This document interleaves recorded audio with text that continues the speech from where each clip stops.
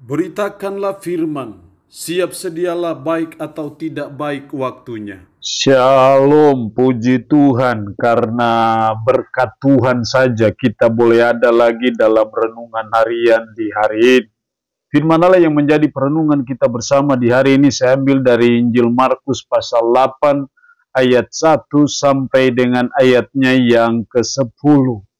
Secara khusus saya akan baca ayat 1 sampai 4, firman-Nya berkata demikian. Pada waktu itu ada pula orang banyak di situ yang besar jumlahnya, dan karena mereka tidak mempunyai makanan, Yesus memanggil murid-murid-Nya dan berkata, "Hatiku tergerak oleh belas kasihan kepada orang banyak ini. Sudah 3 hari mereka mengikuti aku, dan mereka tidak mempunyai makanan. Dan jika mereka kusuruh pulang ke rumahnya dengan lapar, mereka akan rebah di jalan, sebab ada yang datang dari jauh." Murid-murid-Nya menjawab, "Bagaimana di tempat yang sunyi ini orang dapat memberi mereka roti sampai kenyang?" Demikian sabda firman-Nya di hari ini yang secara khusus mengajar dan menasihati kita kepedulian kepada sesama. Sebagai umat, sebagai orang percaya, kita harus memiliki kepedulian kepada sesama, kita harus memiliki rasa solidaritas kepada sesama kita. Karena namanya mereka sesama kita, mereka bukan orang lain, mereka bukan musuh kita, tetapi itu adalah sesama kita, siapapun dia, apapun dia, bagaimanapun dia, kita harus belajar untuk terus menumbuh kembangkan apa yang namanya kepedulian kepada sesama. Saya percaya ketika kepedulian kepada sesama itu terus ada, terus terjaga, dan terus nyata dalam hidup kita sehari-hari, maka saya percaya di situ akan meminimalisir konflik-konflik yang bisa saja terjadi. Jadi kepedulian kepada sesama itu yang sangat penting dalam hidup kita sebagai umat, sebagai orang percaya, yang terus-menerus kita tumbuh kembangkan, yang terus-menerus kita wujud nyatakan itu dalam hidup kita sehari-hari. Pertanyaannya adalah, kenapa kita harus ada kepedulian kepada sesama? Apa yang menjadi dasarnya? Apa yang menjadi alasannya? Setidaknya ada 3 alasan penting yang saya coba amati dari nats kita hari ini. Yang pertama dalam ayat 2, hatiku tergerak oleh belas kasihan kepada orang banyak ini. Sudah 3 hari mereka mengikuti aku dan mereka tidak mempunyai makanan. Hatiku tergerak oleh belas kasihan kepada orang banyak ini. Yesus tergerak hati oleh belas kasihan.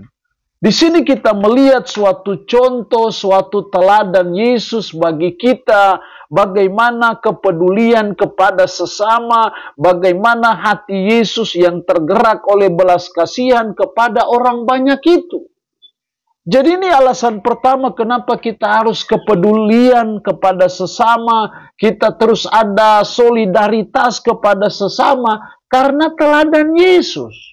Yesus adalah Tuhan kita, penyelamat kita, junjungan kita.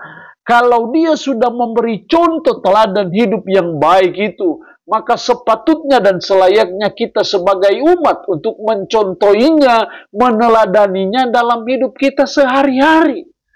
Sehingga seperti Yesus kita selalu tergerak oleh belas kasihan. Karena apa? Kita peduli kepada sesama kita. Tanpa dibatasi oleh suku, agama, bahasa, apapun juga. Namanya sesama kita. Kita belajar untuk selalu peduli kepada sesama karena teladan Yesus bagi kita. Alasan yang kedua kenapa kita harus peduli kepada sesama, ayat 3. Dan jika mereka kusuruh pulang ke rumahnya dengan lapar, mereka akan rebah di jalan. Sebab ada yang datang dari jauh.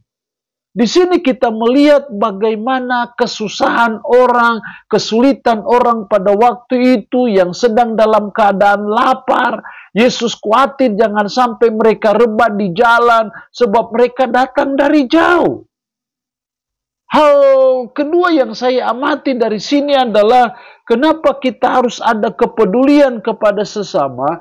Karena banyak orang yang ada dalam kesusahan. Mungkin masih lebih banyak orang yang susah daripada orang yang senang. Masih lebih banyak orang yang menderita, yang mengalami kesulitan, yang ada dalam keadaan kelaparan, yang ada dalam problematika kehidupan, yang ada dalam kesulitan, yang ada dalam krisis ekonomi. Karena banyak orang yang ada dalam kesusahan, maka itu berarti kepedulian kepada sesama itu harus ada dalam diri kita. Sehingga dengan kepedulian kita kepada sesama, kita bisa menolong orang yang ada dalam kesusahan, bisa menolong mereka dalam kelaparan, dalam kesulitan, dalam hal apapun. Jadi kenapa kita harus peduli kepada sesama kita? Alasan yang kedua, karena banyak orang yang ada dalam kesusahan. Banyak orang yang ada dalam pergumulan yang menuntut belas kasihan dari kita. Menuntut kepedulian kita kepada mereka. Jadi mari kita terus bangun solidaritas, bangun rasa prihatin, rasa kepedulian kita kepada sesama. Karena banyak orang yang ada dalam keadaan kesusahan. Alasan ketiga kenapa kita harus peduli kepada sesama, ayat 8, 9. Dan mereka makan sampai kenyang. Kemudian orang mengumpulkan potongan-potongan roti yang sisa sebanyak 7 bakul. Mereka itu ada kira-kira 4.000 orang. Lalu Yesus menyuruh mereka pulang. Ada sekitar 4.000 orang. Hanya dengan 7 roti dan 2 ikan. Dan mereka semua makan sampai kenyang. Masih ada yang sisa lagi. Sebanyak 7 bakul. Di sini kita melihat kenapa kita harus peduli kepada sesama. Karena kepedulian kepada sesama itu mendatangkan berkat. Karena kepedulian akhirnya hanya dengan 5 roti dan 2 ikan. Bisa memberi makan 4.000 orang. Mereka sampai kenyang, bahkan ada yang sisa sebanyak 7 bakul. Itu pelimpahan berkat Tuhan. Kenapa? Karena ada kepedulian di situ. Itu berarti bahwa Tuhan senang kalau kita peduli kepada sesama kita yang lapar, yang susah, yang sakit. Karena kepedulian kepada sesama itu akan mendatangkan berkat bagi kita yang peduli itu. Jadi dengan banyak kita peduli kepada sesama, maka semakin banyak berkat Tuhan dilimpahkan, dicurahkan dalam hidup kita sebagai umat, sebagai orang percaya. Berilah, maka kamu akan diberi. Jadi mari kita belajar bangun kepedulian kepada sesama seperti yang diteladankan Yesus bagi kita. Karena kepedulian itu selalu mendatangkan berkat bagi diri kita. Allah yang punya firman ini memberkati kita dengan firman-Nya di hari ini. Amin. Mari kita berdoa. Puji syukur untuk kebenaran firman-Mu hari ini. Mengajar kami, menasihati kami kepedulian kepada sesama. Karena teladan Yesus bagi kami. Karena banyak orang yang ada dalam kesusahan. Karena kepedulian kepada sesama. Selantiasa mendatangkan berkat Tuhan yang berlimpah bagi kami.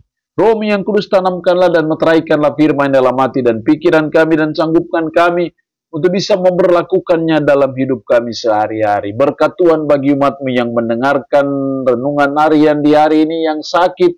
Hamba berdoa dalam nama Tuhan Yesus. Tuhan jamah, lawat, dan sembuhkan dari sakit penyakit yang diderita.